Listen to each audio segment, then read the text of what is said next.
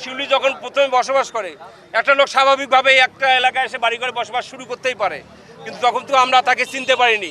পরবর্তীতে দেখা গেল তাকে সেই অত্র এলাকায় এসে বিশাল মাদক ব্যবসা শুরু করলো এবং পাশাপাশি তার বাড়িতে কয়েকটা মেয়ে রাখতো, দেহ ব্যবসা শুরু করলো।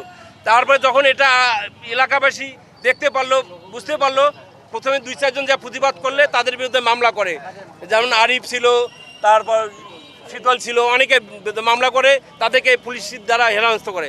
পরবর্তীতে এলাকাবাসী, নবীনগর এলাকাবাসী, পূর্ব শালবন এলাকাবাসী, পরে আমি সেই সময় সেই সময় কাউন্সিলর ছিলাম, আমরা সকলে মিলে এটা প্রতিবাদ করি। পূর্ব শালবন এলাকায় শিউলি নামে একজন মাদক কারবারি ছিল, পাশাপাশি দেহ ব্যবসা করতো। কিন্তু আমাদের এলাকাতে আসার আগেও সে রংপুরের বিভিন্ন এলাকায় মাদক ব্যবসা এবং দেহ ব্যবসার সাথে জড়িত হয়। আপনারা যদি সাংবাদিক যারা আছেন, প্রশাসনে যারা আছেন, তারা যদি এই বিষয়ে তদন্ত করেন তাহলে তার সম্পূর্ণ ডিটেলস আমরা পেয়ে যাবেন।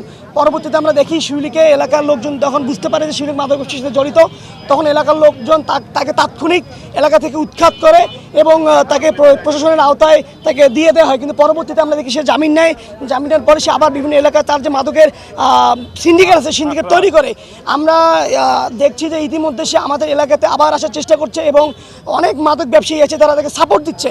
আমরা প্রশাসনকে বলতে চাই, অতি দ্রুত শিউলির বিরুদ্ধে যতগুলো এভিডেন্স আছে সেই এভিডেন্স আমি শিউলিকে গ্রেপ্তার করা হোক এবং সে যে বর্তমান মাদকের সাথে যুক্ত আছে সেগুলো তথ্য কালেক্ট করে তাকে গ্রেপ্তার করা হোক এবং তাকে যারা সাপোর্ট দিচ্ছে তাদেরকেও গ্রেপ্তার করা হোক। আমাদের স্পষ্ট মেসেজ হচ্ছে, শিউলির যেহেতু একটা ভ্যালিড জায়গা আছে, রাষ্ট্রের একটা নিয়ম আছে, আইন আছে, সে আইন অনুযায়ী তার জায়গায় বিক্রি হবে।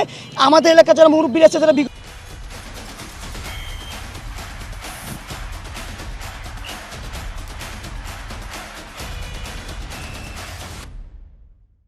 দিনে শিউলি হটা আন্দোলন সামনে ছিল, তারা থাকবে এবং প্রশাসনে যারা আছে বর্তমানে তারা থেকে ভালো কোনো একটা ভালো মানুষকে সেই জায়গা দেওয়া হবে।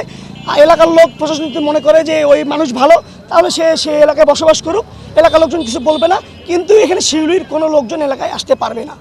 থেকে আমরা সে মাদক ব্যবসা এবং দেহ ব্যবসার সঙ্গে জড়িত ছিল, এটা 2016 সালেই আমরা প্রত্যক্ষভাবে তাকে দেখেছি, ধরেছি এবং প্রশাসনের নজরেও দিয়েছি এবং প্রশাসনকে আমরা বলেছি এবং তার বিরুদ্ধে মামলাও ছিল, তাকে গ্রেপ্তার করা হয়েছিল।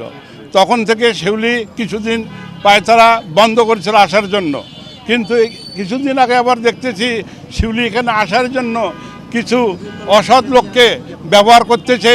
এবং আমি ওই এলাকার মসজিদের একজন সভাপতি হিসেবে বলতে চাই, আমাকে আসি প্রশ্ন করেছিল, হাজী সাহেব আমরা এই জমিটা কিনেছি। আমি ভালো কথা, কিনেছেন আপনি, আমাকে তাহলে আপনি রেজিস্ট্রির কাগজপত্র দেখান। উনি তখন করলো কি, সাদা একটা স্ট্যাম্প নিয়ে আসে আমাকে বললো এই যে দলিল।